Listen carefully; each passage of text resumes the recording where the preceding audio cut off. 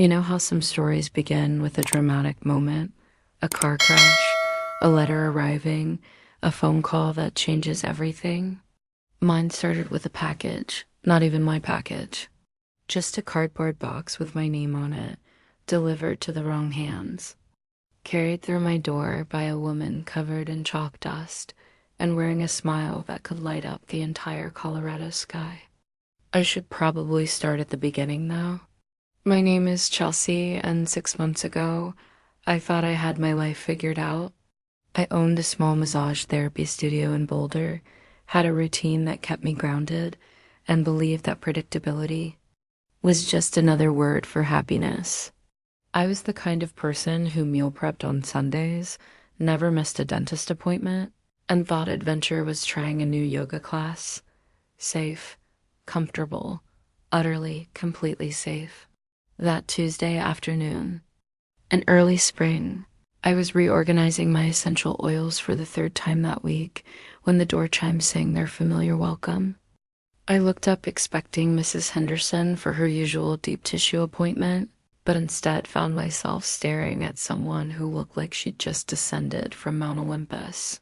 If the gods were into rock climbing and had a thing for making my heart stop mid-beat, she was tall, maybe 5'8", with sun-streaked hair pulled back in a messy bun that somehow looked perfectly intentional. Her arms were lean and strong, marked with the kind of tan lines that come from spending entire days outdoors. But it was her eyes that caught me, green like the color of pine needles after rain, bright with mischief and something deeper I couldn't quite name. "Upsky said this belongs to you," she said, holding up a box that was clearly marked with my studio's address.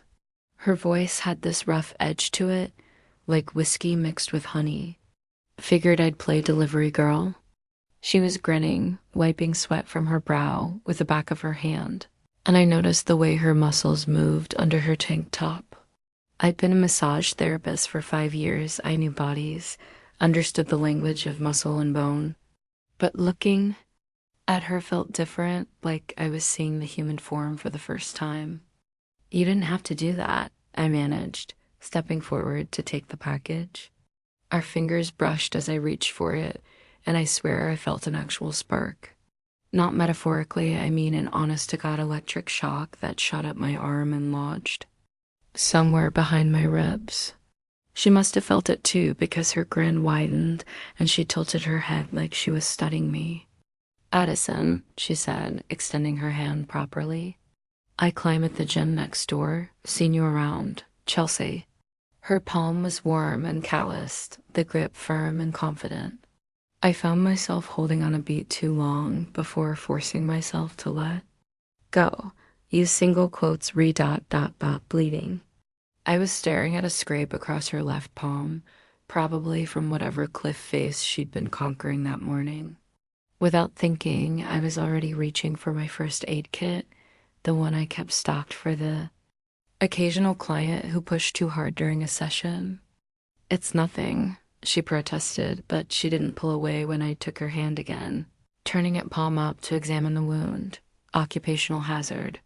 The scrape wasn't deep, but it was long and filled with dirt and tiny pieces of rock. I cleaned it gently with an alcohol wipe, hyper-aware of every small intake of breath, every subtle shift in her posture. Her skin was soft despite the calluses, and I could feel her pulse under my thumb quick, like a bird's wings. "There," I said, smoothing the bandage over her palm. "Try to keep it clean." "You're good at that," she said softly, and when I looked up, she was watching me with an intensity that made my cheeks burn, the gentle touch thing. "Bet you're amazing at what you do." I should have said thank you. Should have stepped back, created some professional distance. Instead, I heard myself saying, "You should try a session sometime. Climbing probably leaves you pretty knotted up." The words were out before I could stop them, and they hung in the air between us like a challenge. Addison's eyebrows lifted, and that grin returned, slow and knowing.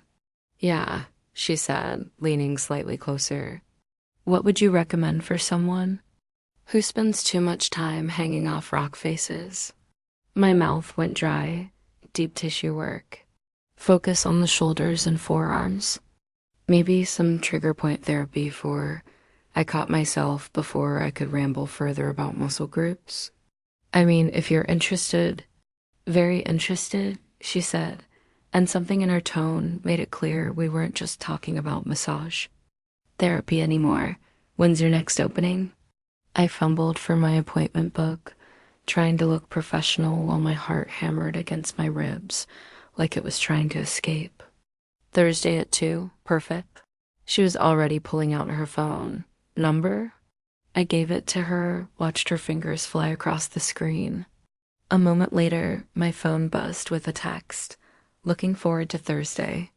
After she left, I stood in the middle of my studio for a full 5 minutes, staring at that text message and trying to figure out what had just happened to me. I'd given my number to attractive clients before. It was just business, after all. But this felt different. This felt like standing at the edge of a very high cliff with no idea how far the drop was. Thursday couldn't come fast enough. When she arrived for her appointment, she was wearing loose athletic pants and a sports bra, her hair down for the first time. It fell in waves past her shoulders, and I had to resist the urge to run my fingers through it. First time? I asked, leading her to the massage room. With professional massage, yeah, she said, and there was something in her voice that made me look at her twice. I usually just work the knots out myself. I explained the process, kept everything clinical and professional. But the moment my hands touched her shoulders, I knew I was in trouble. Her skin was warm and soft, scattered with freckles I wanted to map with my fingertips. The muscles beneath were tight with tension, and as I worked to release the knots, she made small sounds of relief that went straight to my core. God, that's good, she murmured into the headrest, and I had to bite my lip to keep myself focused. I'd done thousands of massages over the years, but this one felt different. Every touch was charged, every movement deliberate. When my hands slid down her back, I felt her shiver. When I worked on the tight spots between her shoulder blades, she arched slightly into my touch. You do this to all your clients? She asked softly, voice muffled by the headrest. Do what? I asked, though. I knew exactly what she meant. Make them feel like they're melting? I should have deflected, made a joke, kept things professional. Instead, I found myself leaning closer, my voice dropping to barely above a whisper. Only the ones who hang off cliff faces for fun. She turned her head then, looking at me over her shoulder, and the heat in her eyes was unmistakable. Addison, she said. Chelsea, I replied, and we were both leaning in when my timer went off, jolting us both back to reality. The session ended with awkward smiles and careful distance, but as she was leaving, Addison turned back. You ever been climbing? Never, I admitted. You should try it. I could teach you, if you want. I should have said no. Should have thanked her politely and maintained my professional boundaries. Instead, I heard myself saying, when? Saturday? There's a great spot about an hour outside town. Easy routes for beginners. And that's how I found myself 2 days later, strapped into a harness that felt like it was designed to cut off all circulation below my waist, staring up at what appeared to be a completely vertical wall of rock. You sure about this? I called. Up to Addison, who was already halfway up the face, moving with the fluid grace of someone who'd been doing this for years. Trust me, she called back, and something about the way she said it made me believe her. The first few moves were terrifying. Every instinct I had screamed at me to get back on solid ground, to go home to my safe, predictable life. But Addison's voice guided me up, patient and encouraging, and gradually I began to understand why she loved this. There was something purer about it, just you, the rock, and the next handhold. Everything else fell away. When I finally made it to the top, My legs were shaking and my palms were raw, but I felt more alive than I had in years. Addison was grinning at me like I just climbed Everest. "How do you feel?" she asked. "Terrified," I said honestly. "And amazing." "Yeah," she said softly, stepping closer. "That's climbing." We rappelled down together, her body pressed against my back as she guided the ropes, her breath warm on my neck. By the time we reached the ground, my heart was racing for reasons that had nothing to do with the height. "Drink?" she asked, producing a flask from her pack. I didn't usually drink whiskey, especially not straight from a flask in the middle of nowhere, but something about the day had me feeling bold. The liquor burned going down, but it warmed me from the inside out. "So what's your story, Chelsea?" Addison asked, settling beside me on a flat boulder. "Always lived in Boulder, always been into the massage thing." I told her about growing up in Ohio, about getting my certification and moving west for the mountains and the adventure I never quite managed to find. About my quiet life, my comfortable routines, my complete lack of anything resembling risk-taking. "Behavior. Until today," she pointed out. "Until today," I agreed, taking another sip from the flask. "What about you, born climber?" She laughed, but it had an edge to it. "Hardly. Started climbing about 2 years ago after my life basically exploded." "Exploded how?" She was quiet for a long moment, staring out at the valley below us. "Got divorced. Lost most of my friends in the process. Needed something that was just mine, you know?" "I'm sorry," I said, and I meant it. But I was also relieved to know she was single. Don't be. Best thing that ever happened to me. She turned to look at me, her eyes bright in the fading light. "I'm happier now than I've been in years." The sun was setting, painting the rocks around us in shades of gold and red. Addison was close enough that I could see the flecks of gold in her green eyes, could smell the faint scent of her shampoo mixed with chalk and sunshine. "Chelsea," she said softly. "Yeah?" "I'm going to kiss you now. Unless you tell me not to." I should have told her not to. Should have remembered all the reasons why getting involved with someone I barely knew was a terrible idea. Instead, I leaned closer and whispered, "Don't you dare stop." Her lips were soft and warm, tasting faintly of whiskey and something uniquely her. The kiss started gentle, exploratory, but quickly deepened as my hands found their way to her hair, and hers settled on my waist. When we finally broke apart, we were both breathing hard. "Wow," I breathed. "Yeah," she agreed, resting her forehead against mine. "Wow." We made it back to my place somehow, though I couldn't have told you how. I was operating on pure instinct, every nerve ending alive and singing. The moment my front door closed behind, Eunice Addison's hands were in my hair and mine were tugging at her shirt. "Are you sure about this?" she asked against my mouth, even as her fingers found the hem of my tank top. "I've never been sure about anything in my life," I said, pulling back to look at her, "but I'm sure about this." We barely made it to the bedroom. Clothes disappeared in a trail from the living room to the bed, and when Addison's skin finally pressed against mine, I understood for the first time what all those love songs were talking about. Her touch was reverent and demanding all at once, her mouth mapping every sensitive spot I didn't even know I had. "You're beautiful," she whispered against my collarbone, and I felt beautiful under her gaze, under her hands. Afterward, we lay tangled in my sheets, my head on her chest, listening to her heartbeat slow back to normal. Her fingers traced lazy patterns on my bare shoulder, and I felt more content than I had in years. "Stay," I said quietly, not ready for the spell to be broken. "Okay," she said, pressing a kiss to the top of my head. "I'll stay." I woke up the next morning to an empty bed and the sound of Addison's voice from the living room. At first, I thought she might be on a work call. It was early, but not impossibly so. But as I became more awake, her tone registered as hushed and urgent, like she was trying not to be overheard. I told you, Emma. She was saying, Mommy will be home Sunday. Mommy. The word hit me like a physical blow, stealing the breath from my lungs. I sat up in bed, suddenly wide awake, my heart hammering for all the wrong reasons. Mommy. She had a child. And if she was someone's mommy, that meant, I know, baby, Addison continued, her voice soft now.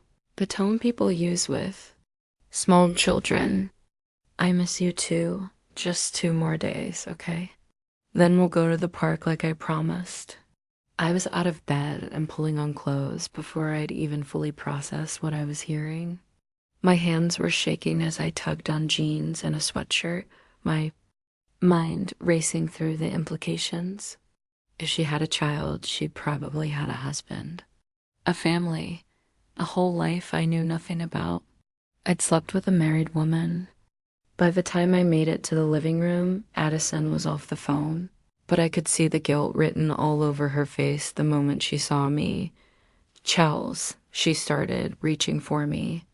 It's not what you think. You're married, I said, taking a step back. It wasn't a question. Separated, she said quickly. For over a year now. The divorce is almost final, I swear. You have a child. Her face softened. Emma, she's 4. She's with her dad this week. Her dad, your husband. My ex-husband? Addison corrected, but I was already shaking my head. You should go, I said, wrapping my arms around myself. Please just go. Chelsea, let me explain. There's nothing to explain, I said, even though there obviously was. You lied to me. I didn't lie. I just ... I didn't know how to tell you. By not wearing your wedding ring. The words came out harder than I intended, but I was hurt and confused and feeling incredibly stupid. Addison looked down at her left hand, and I saw her fingers twist around her ring finger where a band had obviously lived for years. I took it off when we separated. I'm not married anymore, Chelsea. Not in any way that matters. Except legally. And you have a child with him. Yes, she said quietly. I do. The silence stretched between us, filled with everything we weren't saying. I wanted to believe her, wanted to trust that whatever was happening between us was real and honest and good. But I'd been the other woman before, unknowingly, and I'd sworn I'd never put myself in that position again. I need you to leave, I said finally. Please. Addison looked like she wanted to argue, but something in my face must have stopped her. She gathered her things quietly, and at the door, she turned back. For what it's worth, she said, last night was the most real I've felt in 2 years. Then she was gone, and I was alone with the scent of her shampoo on my pillows and the taste of regret in my mouth. I spent the next week throwing myself into work, booking back-to-back appointments, and staying late to reorganize supplies that didn't need reorganizing. I ignored Addison's texts, deleted her voicemails without listening to them, and tried to convince myself that what had happened between us was just a mistake. But at night, alone in my bed, I couldn't stop thinking about the way she'd looked at me, the gentle reverence in her touch, the sound of her laugh when I'd made a particularly bad joke during our climb. None of it had felt like a lie. My best. Friend Sarah finally staged an intervention on Friday evening, showing up at the studio with Thai food and a bottle of wine. Okay, she said, settling cross-legged on my massage table with a container of pad thai. Tell me what happened. I'd been holding it in all week, but something about Sarah's patient, non-judgmental presence broke the dam. The whole story came pouring out, the package delivery, the massage, the climbing, the incredible night we'd shared, and then the devastating morning after. So let me get this straight, Sarah said when I finished. She's separated, going through a divorce, has a kid, and didn't tell you up front, right? And you're upset because I stared at her. Because she lied to me. Did she? Or did she just not mention something that she wasn't ready to talk about yet? Sarah, look, I'm not saying she handled it perfectly, but honey, you knew her for exactly 3 days before you slept with her. Were you expecting a full relationship history and disclosure of all dependence? I opened my mouth to argue, then closed it again. Put like that, it did sound a little unreasonable. Besides, Sarah continued, separated means separated. It's not like she's cheating. She has a child, Sarah, a 4-year-old little girl who calls her mommy, and I don't know anything about kids. I don't know if I want kids. I can barely keep my houseplants alive. Sarah set down her chopsticks and looked at me seriously. Is that really what this is about? The kid? Or are you scared because for the first time in your life, you took a real risk and it got complicated? I wanted to argue with her, but the truth was uncomfortable and familiar. I built my entire adult life around avoiding exactly this kind of mess. The uncertainty, the vulnerability, the possibility of getting hurt. What if I can't do it? I asked quietly. What if I'm not cut out for all of this? What if you are? Sarah countered. What if this amazing woman and her daughter could be the best thing that ever happened to you, and you're about to throw it away because it doesn't fit into your neat little plan? That night, I lay in bed staring at my phone, scrolling through Addison's unread messages. The most recent one, sent just that morning, was simple. I miss you. 3 words that made my chest ache with longing and loss. I was still staring at the screen when my doorbell rang. It was past 10 o'clock, and for a moment I considered ignoring it.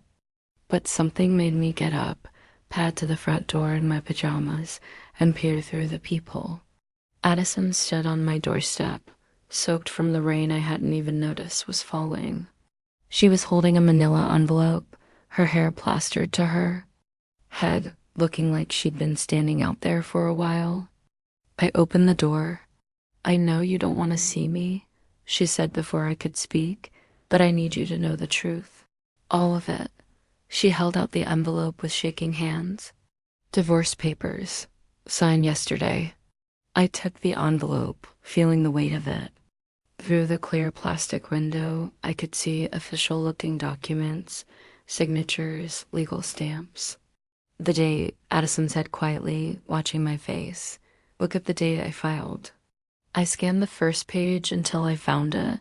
Filed nearly 2 years ago, 6 months before we'd even met. The separation agreement was dated even earlier. You filed 2 years ago, I said, looking up at her. My marriage was over long before I met you, Chelsea. We just took forever to make it official. She wiped rain from her face with the back of her hand. I should have told you about Emma from the beginning. I was scared you'd run, and I guess I was right. Why didn't you tell me? Because she took a shaky breath. Because every time I mention that I have a daughter, people make assumptions.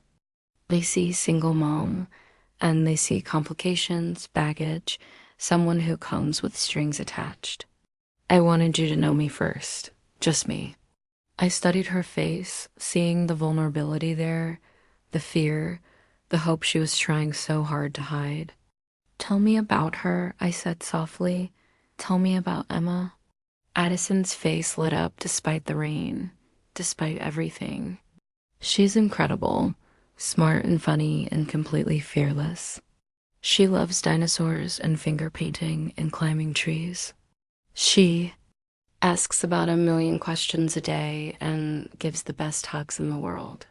Her voice softened. She's the best thing I've ever done. And her father, good guy. We just weren't right for each other. We share custody 50-50 and we're friends. He's actually happy I'm dating again. You told him about me? I told him I met someone who makes me want to be better. Someone who makes me laugh. Someone who's brave enough to try new things even when they're terrified. Standing there in my doorway, looking at this woman who had turned my carefully ordered world upside down in the span of a week, I realized Sarah was right. I was scared, terrified actually. but not of Emma, not really. I was scared of wanting something so much, of caring about someone so deeply that losing them would break me. But maybe that was what love was, jumping off the cliff even when you couldn't see the bottom. I'm not good with kids, I said finally. Neither was I until I had one.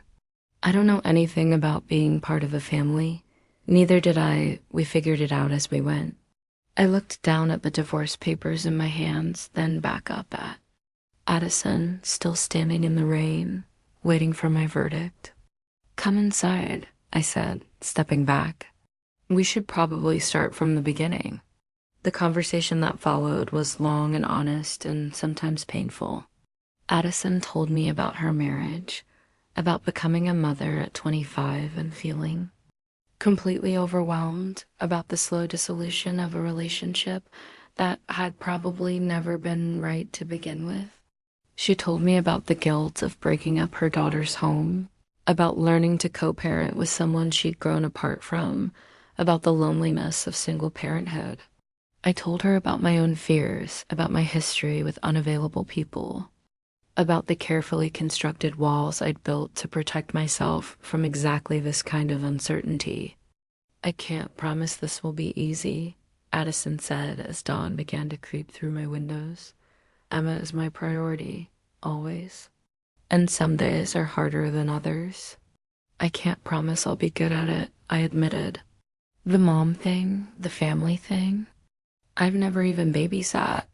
I can't promise I'll be good at it either, she said with a soft smile. The relationship thing, I mean, it's been a while.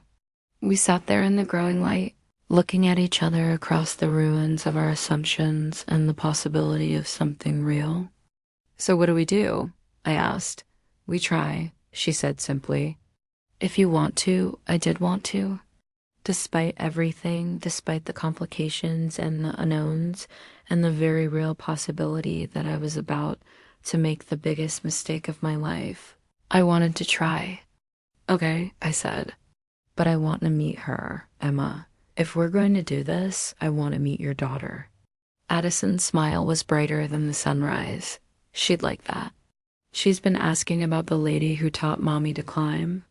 You told her about me? I told her Mommy made a new friend who's very special. 2 weeks later, I found myself sitting in a park, watching a whirlwind of energy and dinosaur print leggings race across the playground equipment. Emma was everything Addison had said and more fearless and curious and absolutely luminous with joy. Are you the lady who taught Mommy to climb? She asked, appearing suddenly beside the bench where I was sitting. Actually, your Mommy taught me to climb, I corrected gently. Oh, she considered this seriously. Do you like it, climbing? I do. Do you want to try it someday? Her eyes went wide. Really? Mommy says I'm too little still. Well, there are special kinds of climbing for little people. Maybe we could ask Mommy about trying some easy ones. Emma was off like a shot, racing toward Addison, who was pushing another child on the swings. Mommy, Chelsea says maybe I can try climbing. I watched them together, saw the pure adoration in Emma's eyes, the gentle patience in Addison's response. This was her world, her heart walking around outside her body, and I was asking to be part of it. The thought should have terrified me. Instead, as Emma grabbed my hand and dragged me toward the monkey bars, chattering about dinosaurs and her favorite climbing trees, I felt something settle into place in my chest. Something that felt like home. That was 6 months ago. 6 months of learning that love doesn't always come in the neat, predictable package you expected. 6 months of discovering that 4-year-olds have very strong opinions about everything from breakfast cereals to bedtime stories. 6 months of navigating custody schedules and co-parenting dynamics and the complex dance of building a relationship while honoring the family that already existed. It hasn't been easy. There were nights when Emma cried for her daddy and I felt like an intruder in her grief. There were moments when Addison and I snapped at each other over exhaustion and stress. There were times when I wondered if I was cut out for this, if I was strong enough to love someone else's child as my own. But there were also mornings when Emma crawled into bed between us, chattering about her dreams. There were family climbing sessions where we cheered each other on from below. There were quiet evenings when Addison and I talked through our fears and hopes and plans while Emma played at our feet. And there was the day, just last week, when Emma brought home a drawing from preschool. It was the typical stick figure family, but instead of the usual mom and dad configuration, it showed three figures holding hands under a bright yellow sun. At the bottom, in her careful preschool handwriting, she'd labeled it, "My family, Mommy and Emma and Chelsea." I cried when I saw it. Happy tears, terrified tears, overwhelmed tears. Addison found me standing in front of the refrigerator where we'd hung it, just staring at those three stick figures. "You okay?" she asked, wrapping her arms around me from behind. "I love her," I said, the words surprising me with their intensity. "I love her so much it scares me."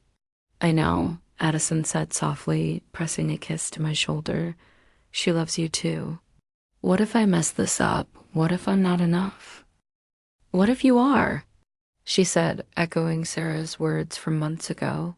What if you're exactly what we needed? Standing there in my kitchen, our kitchen now, filled with Emma's artwork and Addison's climbing gear and the beautiful mess of a life. I never planned I realized something profound.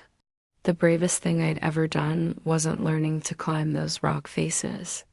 It wasn't even taking that first leap of faith with Addison.